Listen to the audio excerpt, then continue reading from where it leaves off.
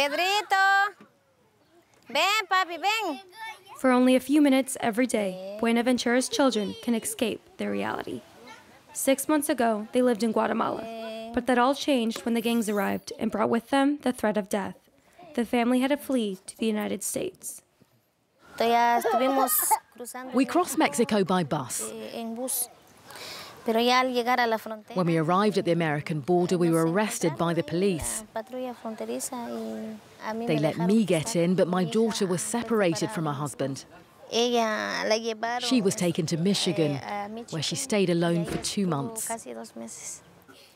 Buenaventura's husband was deported to Guatemala.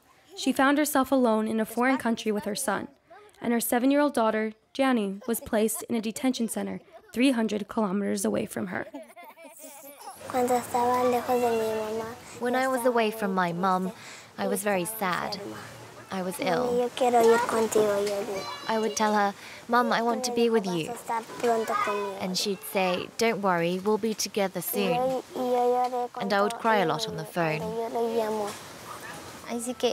She said, "Mum, get me out of here. I don't want to be here." Then she got sick. Sleeping on the floor, behind fences, without their parents. This is what many children like Gianni have experienced. It took 3 months for mother and daughter to find each other. But even after their reunion, their fight continues. Buenaventura has become a legal resident of the United States, but Gianni is still under expulsion proceedings. This is where their future will be decided.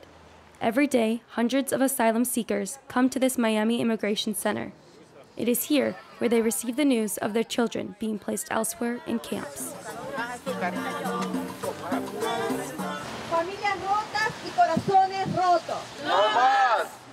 Unafraid! Undocumented!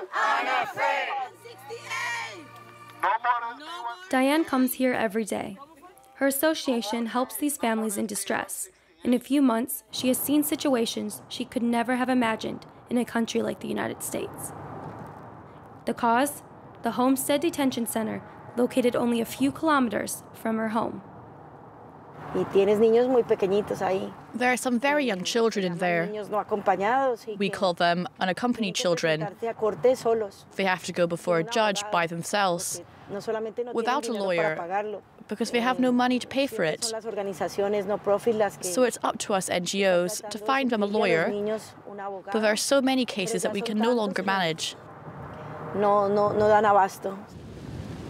This is the biggest center for undocumented migrants in the country. 1,300 children are detained in the center without their parents. We can't get any closer. Do you see those windows over there? They're always shut, so we can't see what's going on inside. What revolts me the most is that nothing can ever replace their parents or their homes. Even if the center's administration is trying to make it look like this place is Disneyland, it's really not. For the first time, a press visit is organized by the center's management, but no cameras are allowed to film the children or their living conditions, and only a social service representative is allowed to answer any questions.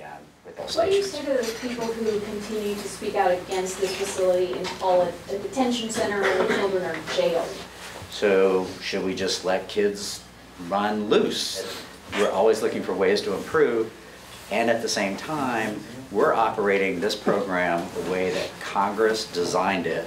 The U.S. government plans to place an additional 1,000 children in Homestead before the end of 2019, and some people intend to take advantage of the situation. One journalist from a Miami daily newspaper showed that 5 handling companies earn millions of dollars every year. The main one is Comprehensive Health Services, which holds a contract for most of the services of the facility, and that contract is worth almost $200 million by the end of 2019, which is no small amount of money. And they have a vested interest in keeping this place open because it simply is good business for them. But the existence of this camp could be ruled as illegal in the eyes of the courts. Joshua Rubin is one of the most committed activists in the fight against the minor detention centers. With the support of the American Civil Liberties Union, he is now suing the Trump administration in the federal court for human rights violations. Without justification, there's no reason to keep kids from being with their families. And in fact, it's been ruled in international court that separating and forcing and keeping separation in families going like this is tantamount to torture. For Buenaventura, the verdict has already been decided. Her American dream was overshadowed by the burdens of uncertainty and suffering. But when she returns to Guatemala and her husband comes out of hiding, they will have the opportunity to begin a new life.